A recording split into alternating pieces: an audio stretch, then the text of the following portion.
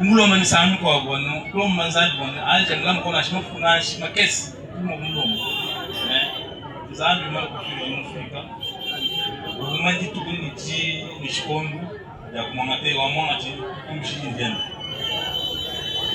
Alors tuti mushia kubwana bukole mushia konsu ngane ye konu ke bana mtibishi mushi bele chikono chikwa bisa akumeni chikwe pani mushi ngameni chikwe memu kuikumwe aka ndo suweze ngati memu ndimufundishi ngo. Alors kumwe ngalo kiti namweleke unisanga yabona batukoni kulfukwede kunongo uvonu unkeba umbigile ko tubigana ntwikene unkongo tibishini bana tibishi wowe mumbo dije dije vunsungo wachi atene sikoba de temps tidi mushira c'est le chemin de salut mubwana bwani utoshe mai ndali midons onende mu église bakalonja kajao cathédrale nous pourrons nous venir salon chaque dimanche tu es chez nous au chemin tombola venez mon église vamos à casa les boîtes ici l'église de Bangato nando mo modèle quoi na shukuru ndio kumu papa na kuda mabenu ni mkubwa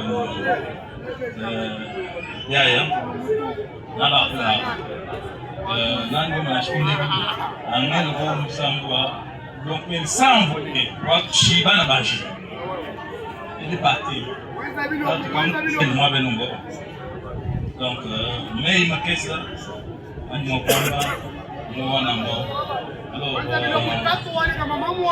mwenda mwabeni mlungu wetu il est devenu un membre de la famille. Donc, quand on intervenir, nous avons beaucoup de... Donc, du coup, on peut faire permission. L'ingénieur Jacques, moi, nous dit s'il vous plaît. C'est vrai.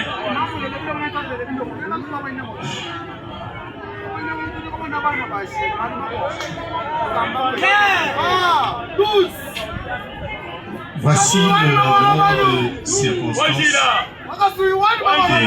Monsieur Elek Chabani. Voici Noga. Maman Chala, Régine Mouabiaya, avait beaucoup d'enfants biologiques. Mais en dehors de ses enfants, elle avait une grande famille. Et parmi ses enfants, il y a Monsieur Alec, qui est de nationalité sud-africaine et qui est devenu un membre et un enfant de cette famille.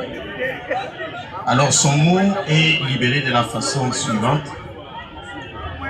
Le lien qui unit une vraie famille n'est pas celui du sang, mais du respect et de la joie dans la vie de chacun. C'est une citation de Richard Bach.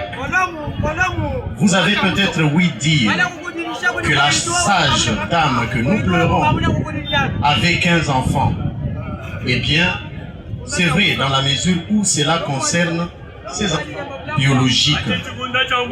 Mais elle avait de nombreux enfants. Je ne sais pas vraiment les dénombrer.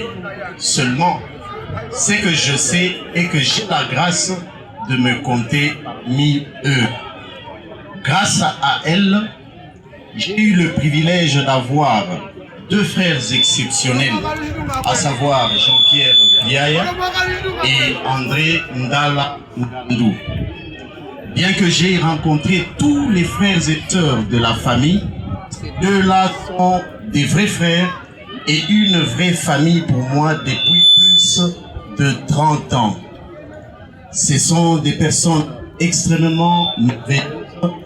Je sais du fond de mon cœur qu'ils sont ce qu'ils sont aujourd'hui grâce à la façon dont cette sage femme les a élevés et ils doivent en être très fiers.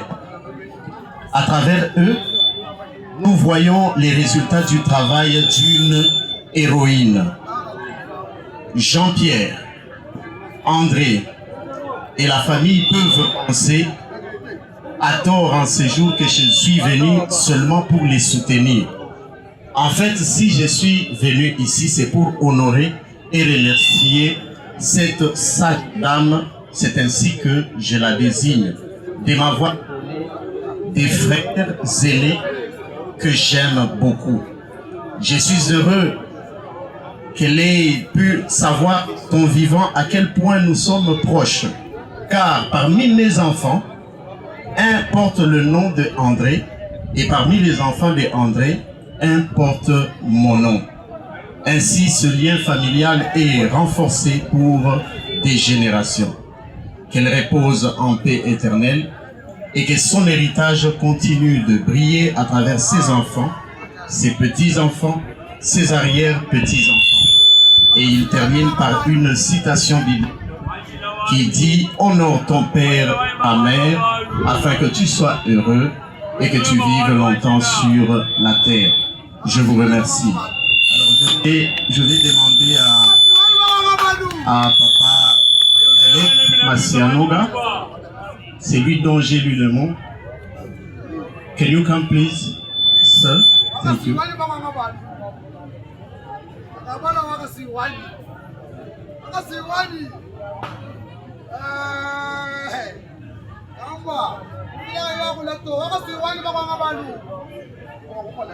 Voilà, c'est lui, monsieur Elek Shabani Masianoga, qui m'a chargé de lire ce mot en tant qu'enfant de cette héroïne qui nous a quittés. Que le Seigneur vous bénisse. Tout dit qu'il a Jean-Pierre de Bismarck.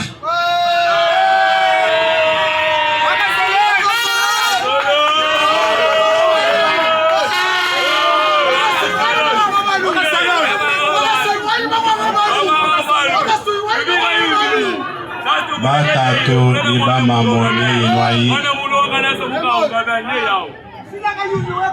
Nelly Sanka Boku mwana bonsu Badiki Mwadewu Batu mwana Bonena Nekol Bonena Wakushikija Mwembi Wangui Meme ndi mwanenda Wamwanda mutegeka Hinejani Yaya Kajibwa Yaya Katumba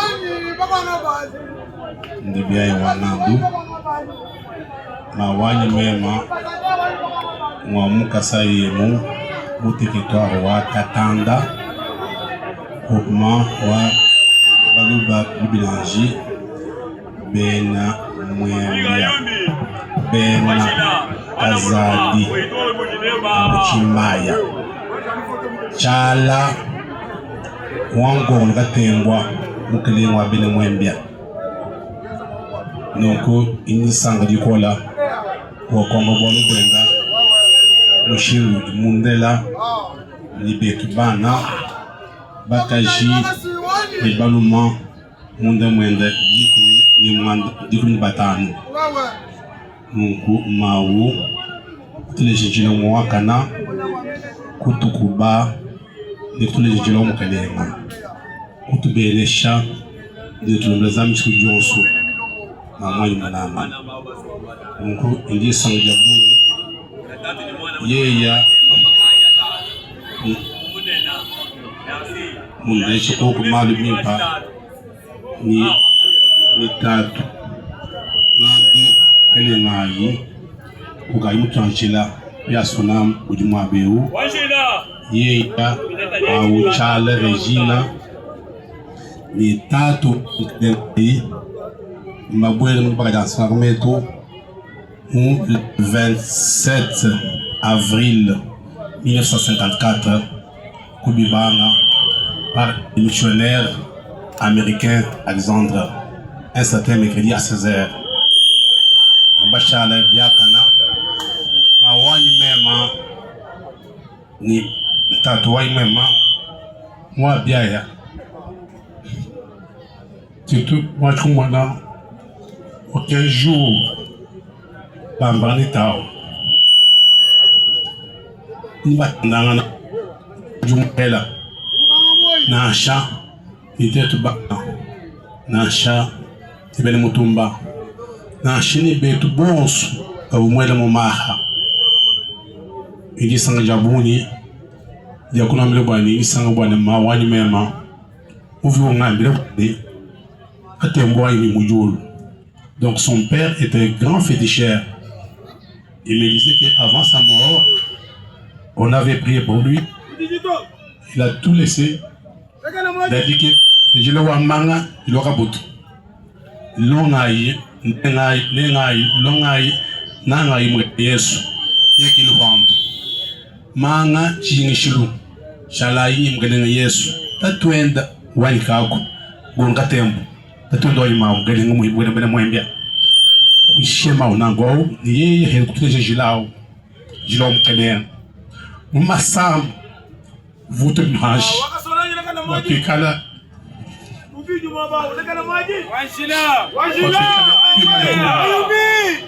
Kushada paka na mala.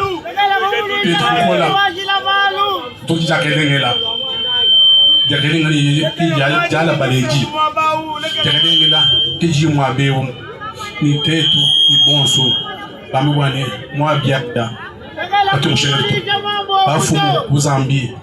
Bafumu Afrika, Afrique du Sud, Canada, Kinshasa, Lumbashi, tous les territoires, beaucoup ne rêvent Mao, ils sont à Jabouni, il y a qu'on a bien Jabouni, il y a Mobani, bien subi bien ce que moi béo, bien subi bien ce que moi béo, Kachitoa Banga, Banga na Benda, Ibana Babo, Iba Pasta Benda, Kiba di Benz bien subi.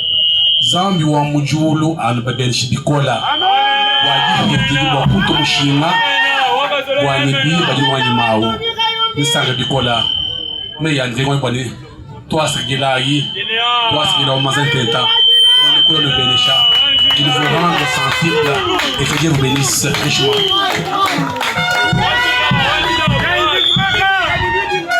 Tudi kila papa Dr. Boniface Kabeya udihenda ni mwaku wa kwamba panyuma panye mwakula nipikala nyaku ya Mahmoud Mufwa mvoimushia wakwata walibali mwakwela bantu Y'a une visite pour les deux players pour toute ma mère.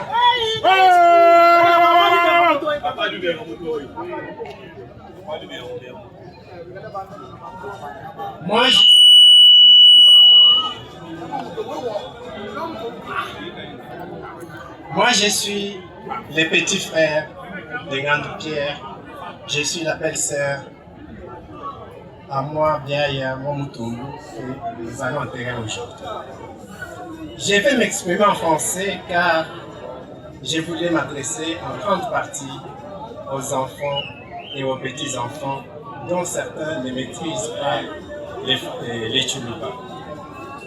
Au nom de notre djikou de Benakasati, Benabiaï, je voudrais rendre hommage à cette femme d'exception qui était notre référence d'épouse et de mère dans notre famille. Chacun rêvait d'avoir comme épouse Madame Tchala Régine et chacun rêvait d'avoir comme mère Maou Tchala Moutoumou. Après le décès de toutes ces vieilles belles-mères, elle demeurait l'icône de la famille, la matriarche que tout le monde appelait affectueusement Maou.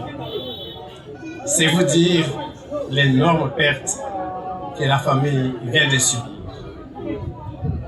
Comme certains dictons le disent, derrière un grand homme, il peut s'y cacher une grande dame. Effectivement, cela a été le cas. Derrière Pierre Ngandou Kalenga Iwabiaya, son mari, qui était un homme d'exception dans la droiture, dans le travail et d'une grande intelligence. S'est caché et s'était née aussi une femme exceptionnelle, très humaine et pleine de bonne volonté. Ensemble, Ngandou Pierre et Régine Tchala ont eu beaucoup d'enfants et petits-enfants. La voilà aujourd'hui, elle s'en va rejoindre son mari, Pierre Ngandou Abiaye. Leur foyer, leur maison était un havre de paix, un refuge. Tout le monde y passait et tout le monde y avait sa place. Quand on parle qu'elle a élevé plusieurs enfants et petits-enfants, ne pensez pas aux enfants biologiques. Tchala Régine a élevé des dizaines, si pas plus d'une centaine d'enfants de la grande famille. Tout le monde avait sa place chez elle, la grande famille et les amis. Elle était très respectueuse à l'égard de tout le monde. Elle se disait elle-même,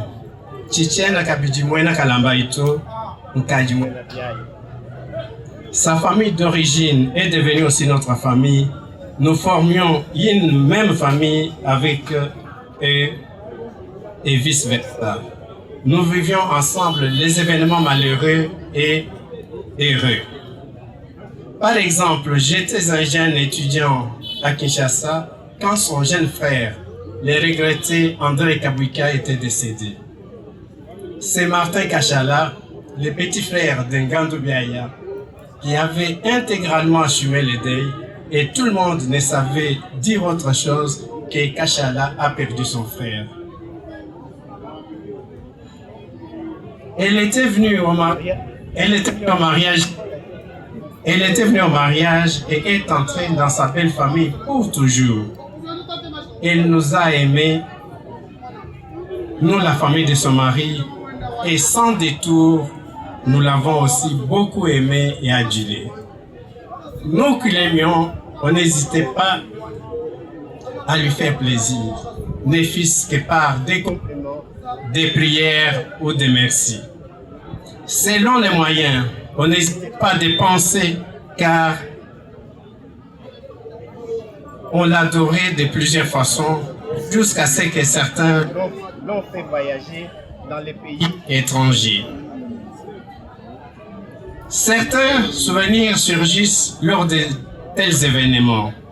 Je me rappelle un jour, mon grand frère Marcel Motalama et moi, Kabeya Boni, nous avons vu atterrir une jeune fille qu'on nous a présentée comme la femme de notre grand frère. Marcel devait avoir dans les 5 ans et moi dans les 3 ans. Cette jeune femme nous lavait tous les matins au réveil et s'occupait de nous toute la journée, car à cette époque-là, il n'y avait pas d'école maternelle. Vous savez comment elle nous appelait? Elle nous appelait Toubayan et Toitoine. C'est un terme qui veut beaucoup dire, beaucoup d'affection et beaucoup de protection.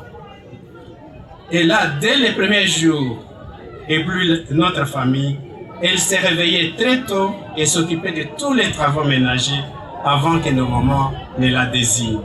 Elle était très volontaire et très forte, sans oublier qu'elle avait en elle-même une bonté naturelle. Toute la famille l'admirait et l'a très vite adoptée. Je crois qu'elle n'a pas eu beaucoup de conflits avec les gens, car lorsqu'elle s'est fâchée, elle l'exprimait avec éclat. Elle ne gardait pas longtemps ses humeurs dans son cœur, elle s'exprimait et ne gardait pas de secrets pour s'enfermer dans la colère. Après avoir parlé, dans les heures qui suivent, elle oubliait et elle revenait à sa bonne humeur.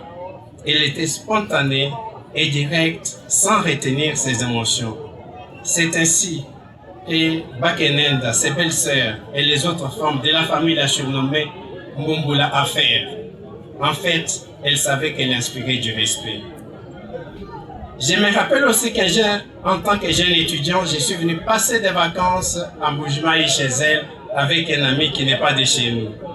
Habitués à nettoyer nos habits nous-mêmes, au campus, on cachait les habits sales. C'est elle-même qui allait chercher, dénicher nos habits pour les laver spontanément. Et mon ami est resté jusqu'alors en admiration pour elle. Je suis resté attaché à ma belle-sœur. Elle était ma grande sœur, une confidente et une maman.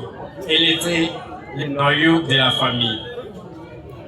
Ces belles-mères, nos vénérées vieilles mamans à nous, ont commencé à s'éteindre une à une jusqu'à ce que la dernière, Mwakashala Moussaou, s'est éteinte il y a une vingtaine d'années.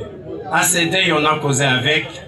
Elle nous a dit, à Marcel et à moi, toutes les mamans sont parties. Désormais, c'est moi votre mère. Mais elle n'avait pas à les répéter car c'était déjà évident. Elle était déjà notre mère. Depuis longtemps, elle avait pris le relais de nos mères. Et elle n'était plus.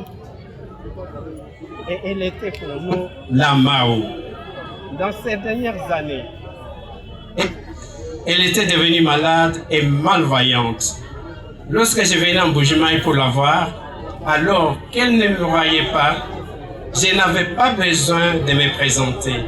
Il suffisait que je m'approche d'elle et que je dise « Maman Tombo et toi » ou qu'elle me reconnaisse par l'odeur et la voix « Tatu Bonjueto ». Les derniers contacts que j'ai eu avec elle, c'était il y a 3 semaines avant sa mort. Je lui avais envoyé des sacs de nourriture en incognito via le canal d'un ami, Maître Keba. Elle a tenté de me joindre au téléphone sans succès, mais au travers du téléphone de Maître Keba, elle m'a passé tous les messages de bénédiction et d'amour mutuel qui nous liaient. La voix était si claire avec des mots que rien ne laissait présager que dans les jours suivants, elle allait outrepasser. Pour nos petits-enfants qui ne l'ont pas beaucoup côtoyé, j'ai gardé ces voices et j'ai demandé à l'un de vous de pouvoir l'écouter pour que vous entendiez sa voix depuis moins d'un mois, la voix du 25 octobre.